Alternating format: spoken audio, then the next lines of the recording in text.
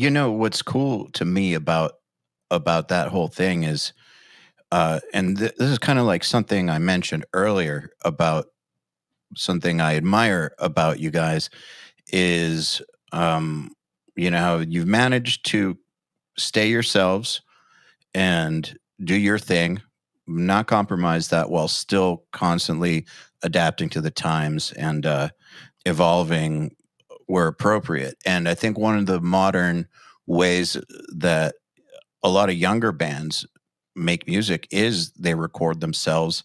That's a very modern thing. That's like because budgets for smaller bands have gotten a lot smaller, and also it's so much easier to record yourself at home. And then you've got stuff like my other company URM, we're showing people how to mix metal, and like it's a lot easier to do it yourself, do it from home, and have the band be the producer and the mixer.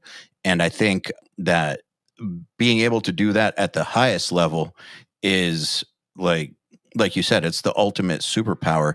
And I think it's interesting to me that that's the direction you guys went, because you see a lot of veteran bands not making smart moves like that.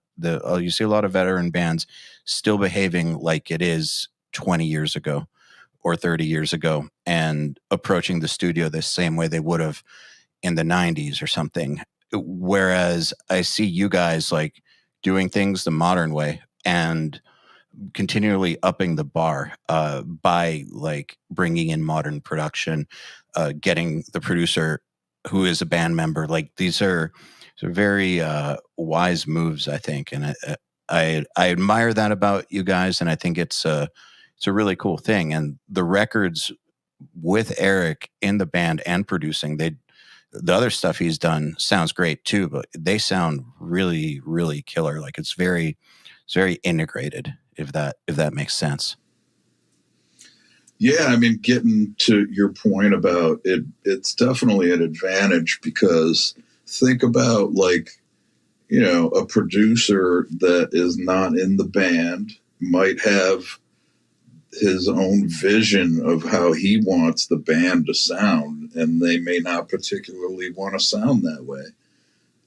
Like it may be a situation where there's a little push and pull going on when it comes to the mix and how certain tones are sounding. Like I've met producers that like you could tell they want it their way, and they will try to get you to bend towards in their direction, and we're just not that band. Like we know how we want to sound, and Eric knows how we want to sound, so there's none of all that shit is just we don't even have to deal with it. We get in there and we get shit done like quick because we're on the same page.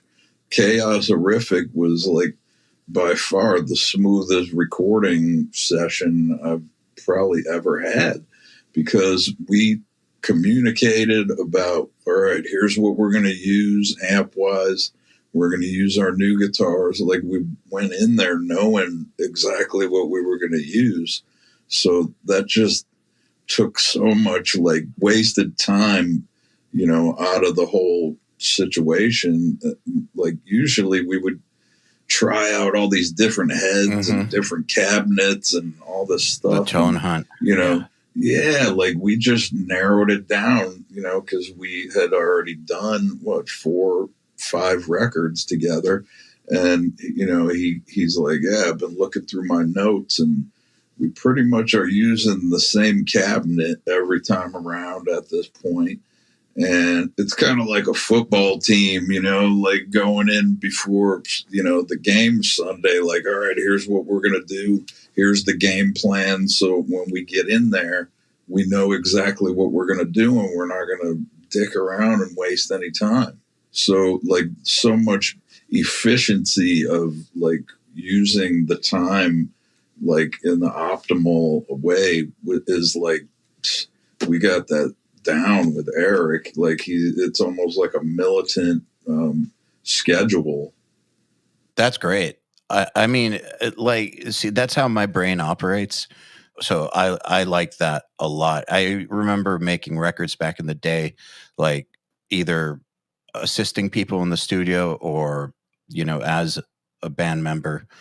And just remember like tonguing like 2000s and stuff and late 90s, and just thinking about like there's so much stuff that happens that makes no sense in terms of how much time is spent. I'll give you a couple of for instances. Like, for instance, if you know you're going to replace the kick drum, like you're going to, why are you spending 5 days getting an acoustic kick drum sound if you're not going to use it? Like, what's up with Right. that? And then also like guitar with guitar tone, if you know you're going to reamp, like you decided in advance you're going to reamp, like you're not even going to consider using the tracking tone, then why did we just spend a week trying out amps if you're just going to reamp it anyways? If you're going for the album tone for tracking, then okay, then that makes a little bit more sense. But if you already know you're going to reamp, like you literally have decided that nothing from this tone hunt is going to get used, you're going to get the tone later, then why did we just spend a week auditioning amps? There are all kinds of shit like that that Mhm. people used to waste time with back in the day. And yeah, you just brought up that point that I just made. Like, we used to run through all these heads and cabinets, and Crazy. sometimes like you learn the best lessons by your own actions. Like, Yep. I mean, that's how I learned, like, because there were situations where we were running behind on time and it was getting really, really close, and that could become stressful. And I was just thinking, all right, next time around, like, what could we do to, economize, like, to spend as little time as we have to on these trivial things that we don't really need to spend time on. And that was choice of cabinets, choice of heads, Mm-hmm. and stuff like that. So we really narrowed it down to, like 2 or 3 heads and 2 or 3 cabinets. We could get that done in a day. Just pick one of the 3 and then we're ready to go. Yeah, I think it's important to know where to leave the room for creativity and experimentation, but to also, like you said, like take a long, hard look at where you can be more efficient and make those decisions too. Because if like looking through Eric's notes, you guys use this cab like 90% of the time, like that's what you go with, then it's probably what you're going to go with. So why try out 7 different cabs if like Yeah.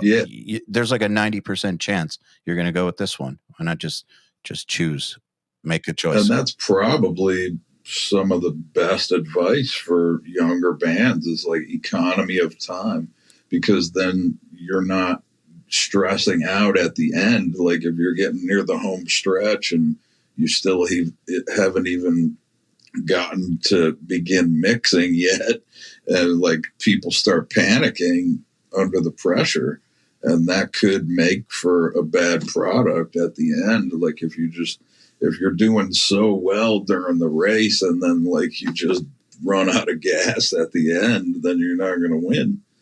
Yeah, totally.